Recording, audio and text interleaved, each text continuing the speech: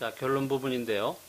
세계화는 대륙의 기류나 해양의 조류와 비슷한 현상이기 때문에 저지하거나 통제하기 어려운 자본주의 세계 경제의 현상이다라는 것입니다. 바닷물이 몰려오고 있는데 거기 바닷물을 온몸으로 저지한다 그러면은 그 사람은 파도에 휩쓸리는 수밖에 없겠죠. 지금 이제 철로에 도도하게 달려오고 있는 열차가 있는데 그 열차를 갑자기 뛰어들어서 그 열차를 막겠다고 나서는 사람은 그 열차에 치여서 죽는 수밖에 없습니다. 최근에 이 세계화라고 하는 것이 놀라운 속도로 확대되어 가고 있습니다. 이 원인을 여러 가지로 분석해 보면 초첨단 그 정보통신망이 발달이 되고 무역 및 자본 이동의 자유화가 범세계적으로 이루어지고 있기 때문이라고 하는 것입니다. 인터넷 쉽게 얘기하면 이제 인터넷망이 발달이 되어서 또 이것을 통해서 자본 이동화가 범세계적으로 이루어지기 있기 때문이다라고 하는 것인데요. 세계화라고 하는 것은 세계적인 무역 자유화, 금융의 세계화, 생산의 세계화라고 하는 세 가지 특징을 가지고 있습니다. 이 세계적 무역 자유화가 급속도로 확대되고 있는 것은 지구상의 거리의 소멸을 촉발시키는 정보통신혁명이 일어났기 때문입니다. 그리고 그것은 경제적 개념의 국경을 허물어버리고 세계 시장의 통합화를 몰고 온 WTO 협정이 발효된 데 그 근본 원인이 있다라고 하는 것입니다. 금융의 세계화가 실현되고 있는 것은 OECD의 그 자본이동 자유화 규약과 국제 투자 및 초국적 기업에 관한 선언이 발효되고 또한 양자 간, 다자 간의 투자 협정이 발효되어서 투자 장벽이 제거되었기 때문인 것입니다.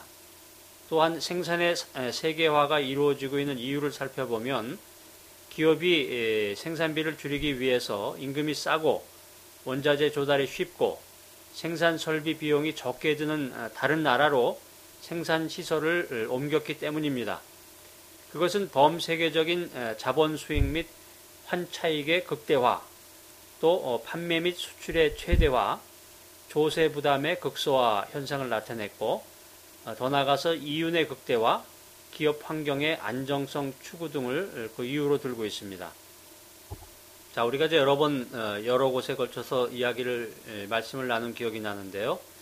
세계화는 긍정적 효과를 초래하기도 하고 부정적 효과를 초래하기도 한다라고 하는 것입니다. 자, 이것을 다시 한번 일목요연하게 정리해보면 먼저 긍정적인 효과를 들어보면 효율의 극대화를 들 수 있겠죠. 자본 배분의 합리화, 규모의 경제 이익을 초래한다. 또 자유무역을 실현할 수 있다라고 하는 것이고 부정적인 효과로는 세계 경제에 대한 일부 선진국의 패권적인 지배 현상이 나타나고요. 경제 주체의 대외 의존도가 심화된다. 또 비교 열의의 산업이 퇴출된다. 여러 산업이 있는데 비교해 봤을 때 수익 가치가 없다라고 생각이 되면 도출된다는 것이죠. 퇴장시켜 버린다는 것이고 국가 및 계층 간 소득의 양극화 현상을 지적할 수 있다라고 하는 것입니다. 그런데 이런 효과는 어느 경제 주체에서나 다 같이 드러나는 것은 아닙니다.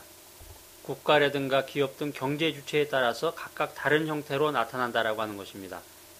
세계화를 이끌어가고 있는 나라에서는 긍정적인 효과가 많이 나타날 것이고 이에 반해서 끌려가고 있는 나라는 부정적인 효과가 더 두드러지게 나타난다라고 하는 것입니다.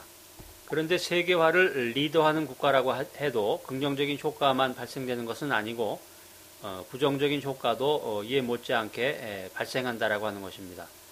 그 부정적인 효과는 세계화에 마지못해 끌려가는 나라에게는 아주 심각한 문제, 경제적인 문제, 사회적, 문화적인 문제를 발생시킨다라고 하는 것입니다. 세계화가 확대됨에 따라서 노출되는 그 부정적인 효과라고 하는 것은 인류에게는 일종의 재앙이라고 할 수 있겠습니다. 우리가 지난번 강의에서 살펴봤듯이 1996년도에 스위스 다보스에서 지속 가능한 세계화를 주제로 열렸던 그 경제 포럼에서 세계화가 계층 간 소득 배분의 그 불균형을 초래시킨다. 또 근로자의 생존을 위협한다. 결국 자본주의의 심각한 재앙을 몰고 올 것이라고 하는 그런 내용을 살펴본 것으로 우리가 알 수 있겠습니다. 계속해서 이 포럼에서 등장했던 그 주장들이 기업이 인간과 도덕적인 문제를 도외시하고 오직 극단적인 기업 경영 혁신만을 고집한다면